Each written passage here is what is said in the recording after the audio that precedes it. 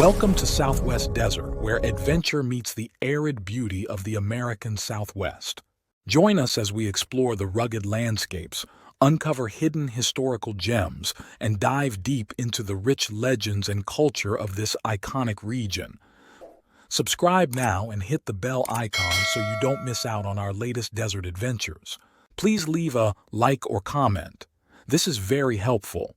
Let's journey together into the heart of the Southwest Desert.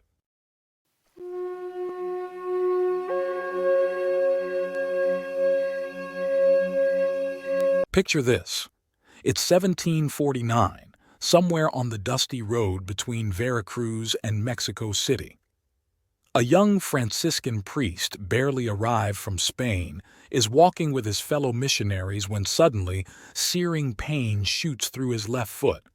A scorpion has struck, and as the venom courses through his leg, this priest has no idea that this moment of agony will ultimately reshape the entire Pacific coast of North America.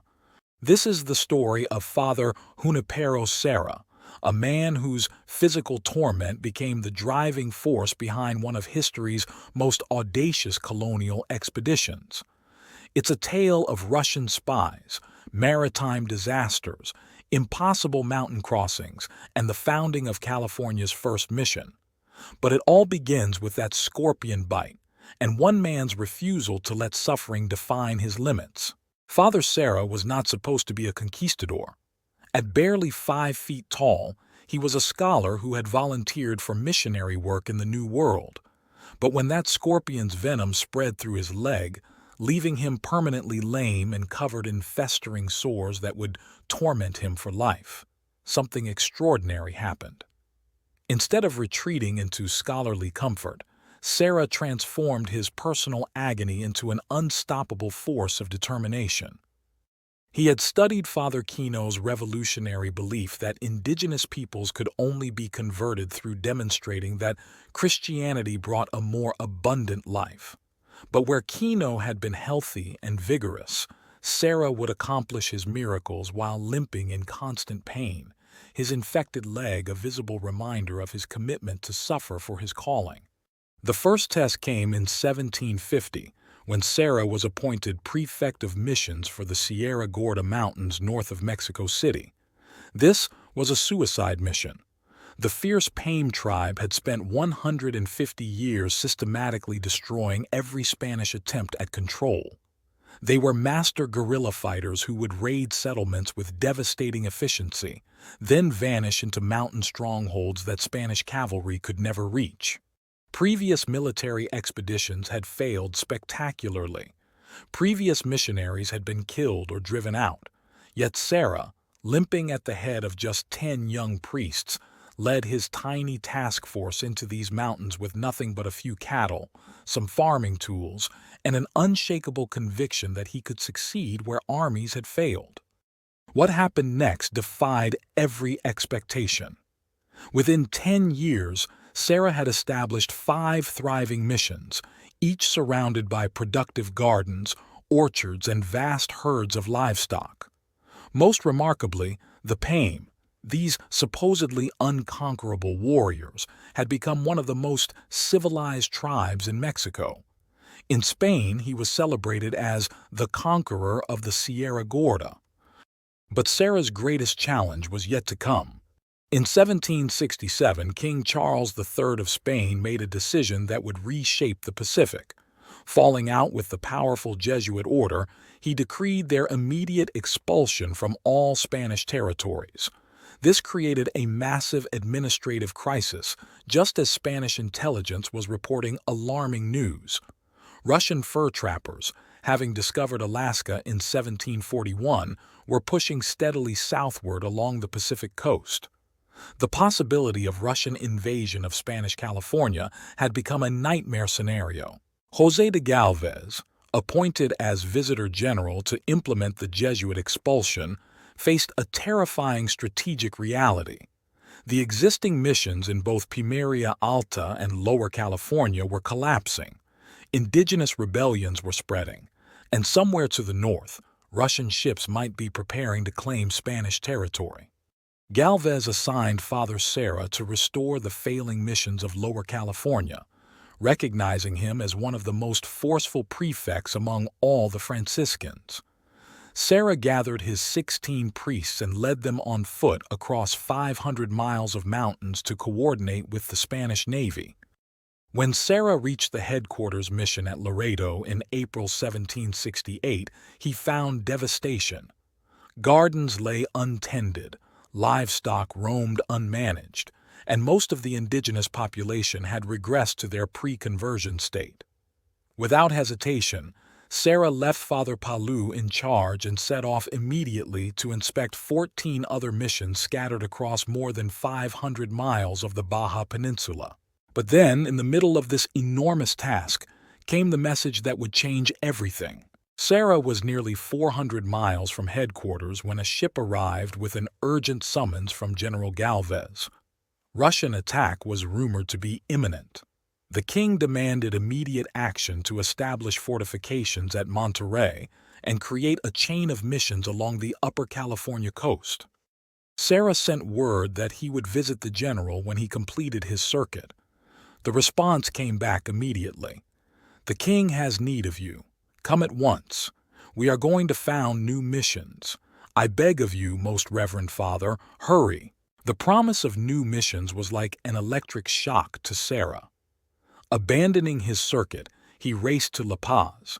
There, huddled with Galvez and Governor Portolá, he helped plan what would become one of the most ambitious expeditions in colonial history. The challenge was staggering.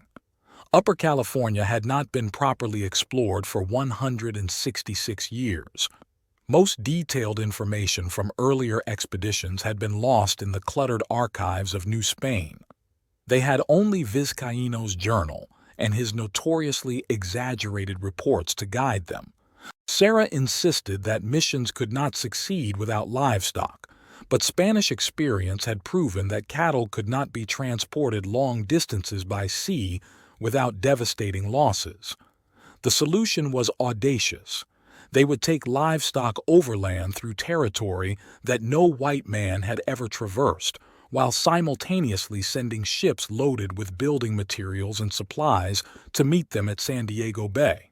In January 1769, 3 ships departed for San Diego: the San Carlos with building materials and soldiers, the San Antonio with provisions and priests, and the San Jose with additional supplies.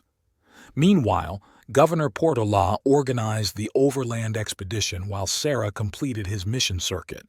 By May, Serra's leg had swollen to double its normal size and was covered with festering abscesses. Portolá tried to convince him to travel in a litter, but the only concession Serra would make was to ride a mule instead of walking. On Trinity Sunday, May 21, 1769, Serra said Mass at Mission Velicata, appointed Father Palou to lead the Peninsula missions, and had himself lifted onto a mule. Then, with Governor Portolá beside him, he led an extraordinary caravan into the unknown.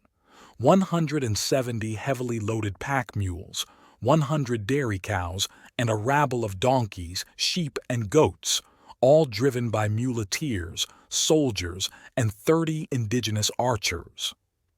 The route they pioneered that morning would become known as El Camino Real, the Royal Highway. It was unique among all the great trails of the American West because it followed neither a river nor an ancient indigenous path. Portolá's only navigation tool was an astrolabe, and his only guides were Sergeant Ortega and a navigator who rode far ahead, seeking mountain passes and leaving messages on stones. For 40 days, they struggled northwest across 165 miles of mountains, losing 8 days to impassable terrain that forced them to backtrack. Sappers followed behind the scouts, hacking openings through thickets and prying boulders from the trail. Remarkably, despite the ruggedness of the journey and his constant pain, Serra actually gained strength as they traveled. When the expedition finally reached San Diego Bay on July 1, 1769, they could see the San Carlos and San Antonio riding at anchor. Initial relief quickly turned to horror as they realized these were essentially ghost ships. Scurvy had ravaged the maritime expeditions. Only 2 men from the San Carlos crew were still alive, and nearly everyone from the San Antonio was desperately ill in Dr. Pratt's makeshift beach hospital. Portolá immediately moved the camp to higher ground and built crude shelters and a stockade. But deaths continued so rapidly that within a week, 2/3 of the men who had come by sea were dead.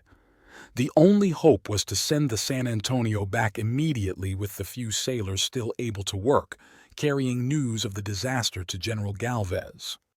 The San Jose had been wrecked on the lower California coast, but hoping it had reached Monterey, Portolá organized an immediate overland expedition north.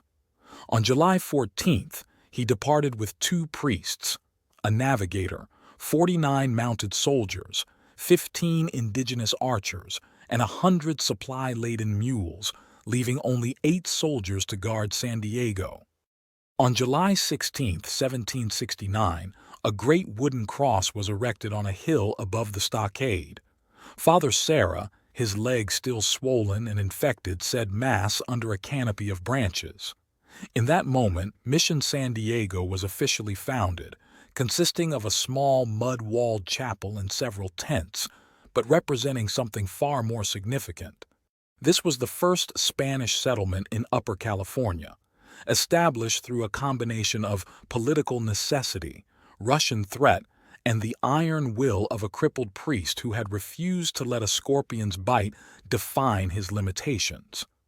Serra had led an expedition of unprecedented complexity across unknown territory, survived maritime disasters that killed 2/3 of his colleagues, and planted the first seed of what would become a chain of 21 missions stretching from San Diego to San Francisco.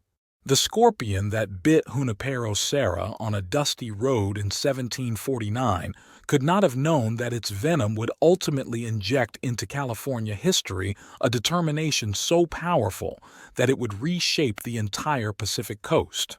Serra's physical agony became the foundation of his spiritual strength, and his refusal to surrender to suffering created a legacy that extended far beyond his own remarkable life. If you would like to see a lost gold story by where I grew up, click on the link in the description. Join my Patreon community and discover my art print products on my website in the links provided in my description and link above. Also, if you would like a particular image from my videos, give the timestamp for image, and I will upload it to my website and Patreon. Thank you for joining your desert frontiersman Alan for another Southwest story. Check out my large catalog of Southwest videos and playlists on historical tales, legends, lost gold stories, and adult bedtime stories. If you like a certain image from my videos, tell me in comments and give timestamp. Happy trails!